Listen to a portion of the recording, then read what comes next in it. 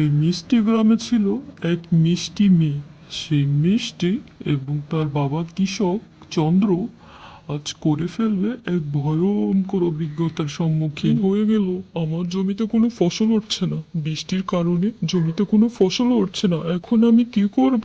আমি বাড়ি যেয়ে আমার মেয়ে মিষ্টি এবং গিন্নিকে কি জবাব দেব?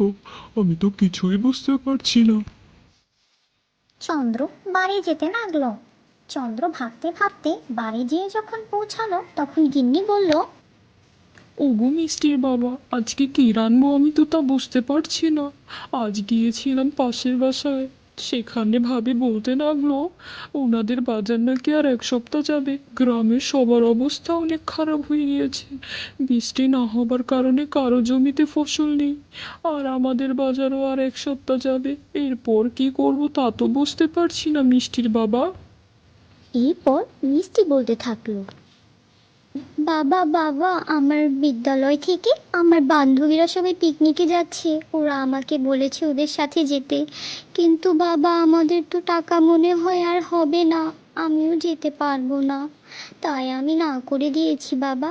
তুমি এগুলো নিয়ে ভেবো না বাবা, সব ঠিক হয়ে যাবে। আরে মা, কি করব আমিও তো তা বুঝতে পারছি না রে মা। বৃষ্টি না হবার কারণে ফসলও উঠছে না, বিক্রিও করতে না পারলে আমরা খাবো কিভাবে? তোকে বিদ্যালয়েও কিভাবে পাঠাবো? এরপর গ্রামে নেমে এলো রাত। রাতে যখন মিষ্টি ঘুমাচ্ছিল তখন মিষ্টি ভাবতে থাকলো যে কিভাবে বৃষ্টি হওয়া যায়, কিভাবে ফসলগুলো ঠিক করানো যায়। এগুলো ভাবতে ভাবতে মিষ্টি রাতে ঘুমিয়ে পড়ল। এরপর মিষ্টি তার বিদ্যালয়ে যাবার জন্য রওনা হলো সকালে, কিন্তু মিষ্টি তো জানেই না এখন মিষ্টির সাথে ঘটতে চলবে এক ভয়ঙ্কর অভিজ্ঞতা। মিষ্টি তার জীবনের সব থেকে বড় একটি ভুল করতে যাচ্ছে, কিন্তু মিষ্টি কোনো কিছু না জেনে সে তার গন্তব্যে যাওয়ার জন্য রওনা হলো। যখন সে হাঁটতে হাঁটতে অনেকটা তার পথের কাছাকাছি পৌঁছালো, তখন সে এরপর মিষ্টি হাঁটতে হাঁটতে এক কুয়ার সামনে পৌঁছালো। যখন সে কুয়ার সামনে পৌঁছালো সে থমকে গেল।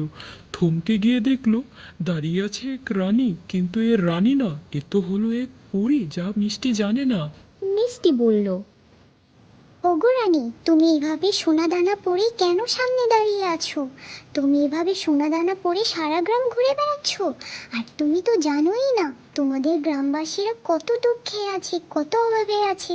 আমি যদি রানী হতাম আমি কখনোই তোমার মতো এত সোনাদানা পরে ঘুরে বেড়াতাম না। আমি আমার সকল প্রজাদের খেয়াল রাখতাম, সকলের সাহায্য করতাম। তুমি কেমন রানী, হ্যাঁ? তুমি এভাবে সেজে গুজে আছো, আর তোমার গ্রামের প্রজারা দুঃখে মরছে। তারা বৃষ্টি না হবার কারণে, তাদের ফসল না ওঠার কারণে তারা চিন্তায় তাদের দিন পার করছে। আমাদের খাবার আর 1 সপ্তাহ যাবে, এরপর আমরা কি করব? আর তুমি এভাবে ঘুরছো। ওরে বাছা, তুই কার সাথে কথা বলছিস তুই জানিস? আমি চাইলে তোকে এখনই শেষ করে দিতে পারি। আমার একটা ইশারাই যথেষ্ট, কিন্তু আমি তা করব না। তুই যা বললি আমি তা সবই শুনলাম, আমি তোর ইচ্ছা পূরণ করে দিলাম যা। কিন্তু আমার একটি শর্ত আছে, আমি যা চাই তোকে আমাকে তা দিতে হবে রে। আমি তোর কাছে নিতে আসবো আমি কি চাই, তখন যখন আমি নিতে আসবো তুই কিন্তু আমাকে না করতে পারবি না রে। আমি যা চাইবো তোর আমাকে দিতেই হবে। আমি আবার তোর সাথে দেখা করব আমার সময় হলে, এখন যা। এই মিষ্টি, কয়টা বাজে দেখেছিস? বেলা কত হয়ে গেল, বাহিরে কি ঝড় আর বাতাস ছেড়েছে, আর তুই এখানে এভাবে ঘুমাচ্ছিস? তোর বাবাকে কি আমি ডাক দিব? পুরো ঘর পানি দিয়ে ভরে গিয়েছে। রাতে কেউ দরজা জানলা খুলে ঘুমায়? এই মেয়েটা না জানি কি ঘুমিয়ে ঘুমিয়ে স্বপ্ন দেখছে, এত ডাকার পরেও উঠছে না। এই মিষ্টি, এই জলদি ওঠ, এখনই উঠে পড়, না হলে কিন্তু তোর বাবাকে আমি ডাক দেব। আজকে তোর বিদ্যালয় যেতে হবে না, উঠে পড় মা।